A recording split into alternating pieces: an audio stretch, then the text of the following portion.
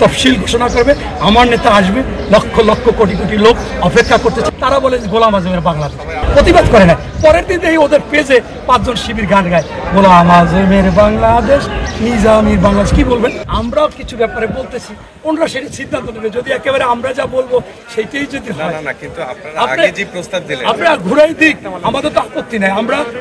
আমরা তো মনে করেন ওনাদের যে সংস্কারগুলো এসেছে তার মধ্যে একটা জায়গায় 22টা এসেছে, আমরা 19টায় একমত হয়েছি। এই 31 দফাটা হয়েছিল আওয়ামী লীগ ক্ষমতায় থাকতে 1.5 বছর, বিভিন্ন দলকে নিয়ে করা হয়েছিল। পরবর্তীতে বলা হয়েছিল এর পরিবর্তন আবার হবে, এবং পরবর্তীতে কিন্তু 29 দফা আগে ছিল, এখন 31 দফা হয়েছে। এর আগে 27 দফা ছিল। পরিবর্তন হতে তো আমরা 31 দফা দিয়েছি, এখনও কিন্তু আমাদের পরিবর্তন হবে। আমি বলতে চাই যে এটা কোরআনের আয়াত না, সব কিছু পরিবর্তনশীল। তারপরেও আমি আপনাদেরকে বলতে চাই যে তারেক রহমান এখনও পরপর 2 বছর প্রধানমন্ত্রী হলে আপনারা চাচ্ছেন যে নির্বাচনের মাধ্যমে থাকবে না, কিন্তু অবশ্যই ওনারা সংস্কার করে যেগুলো সিদ্ধান্ত নেবে আমরা ম্যাক্সিমাম মেনে নিচ্ছি। আর আরেকটা বিষয় হচ্ছে যে আমি আপনাকে যদি বলি, তারেক রহমান 5ই আগস্টের পর আসতো আর বঙ্গবন্ধুর যে 32 নম্বরের বাড়িটা ভাঙতো, সেদিন যদি বলতো যে এটা তারেক রহমান করেছে, আপনি কি বলতেন? এরকম কি এখনো হতে পারে না? মানে এখনো হওয়ার জায়গা, এখনো ষড়যন্ত্র করতে পারে না? এখনো কি আন্তর্জাতিক ষড়যন্ত্র হতে পারে না? এখনো কি আজকে মনে করেন যে নিষিদ্ধ করবে আওয়ামী লীগ? এই আওয়ামী লীগ নিষিদ্ধ করবে কে? আদালত, সরকার। জামাতও তারা নিষিদ্ধ করেছিল, আদালত, সরকার। এরপর তাদের মার্কাও নিষিদ্ধ করেছিল, এমনকি ছাত্রলীগও করেছিল। বিএনপি শুরু থেকে বলতেছে যে আদালতের ব্যাপার, সরকারের ব্যাপার, মহাসচিব তাই আমরা নিষিদ্ধ চাই না।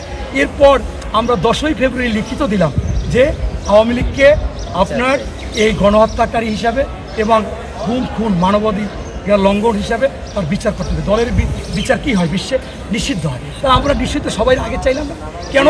শাহবাগে সেই মিছিল করা লাগবে, সেইখানে মিছিল হলো, সেইখানে আন্দোলন করলো। সেই আন্দোলনের পর আপনারা এই জাতীয় টিভিগুলো সেই দিন টকশো করলেন যে এটা কি ফ্যাসিস্ট আওয়ামী লীগের সাজানো গণজাগরণের মতো একটা আন্দোলন হলো না? যাদেরকে জিজ্ঞাসা করলো তারা বললো যে কেন? যে এই তো ওখানে প্রজ্ঞাপন জারি করছে 2 বার, এই Jamuna, Hare Road, Minto Road, Kakrail, এই ইন্টারকন্টিনেন্টাল হোটেল, শাহবাগ সভা সমাবেশ করা যাবে না। কেমনে করে? তাদের আবার কেন ঠান্ডা পানি দেয়? অন্যরা গেলে তো টিয়ার সেল মারে। আবার সেইখানে মিছিলে বললো কি বিএনপি ভুয়া, বিএনপি নিষিদ্ধ। আবার বললো কি যারা জীবনে স্বাধীনতা চায় না, এখনো ঘুরিয়ে ফিরিয়ে বলে যে স্বাধীনতা ঠিক হয়নি, যুদ্ধ ঠিক হয়নি, তারা বলে যে গোলাম আজমের বাংলাদেশ।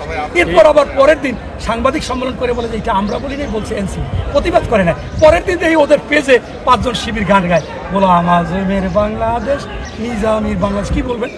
এখন আমরা তো আইনি গণতান্ত্রিকভাবে চাই, তাই আমরা মনে করতেছি এই যে এনসিপি, জামাত এবং অন্তর্বর্তীকালীন সরকার, আমাদের তো আস্থা কম। একটা সাংবিধানিক পোস্টে বসে বলে যদি যে আমরা ছাত্রদের বলছি আমি দল করতে, ওরা বলে একটা সিটও পাবো না, আমি বলছি সরকার গঠন করবা। এবং যদি আবার আল জাজিরা সাক্ষাৎকারে বলে যে আশা রাখি 30শে জুনের মধ্যে নির্বাচন হবে, তবে 5 বছর জনগণ চায়। কে চায়, কখন চায়, কীভাবে চায়? এটা কি বলতে পারে?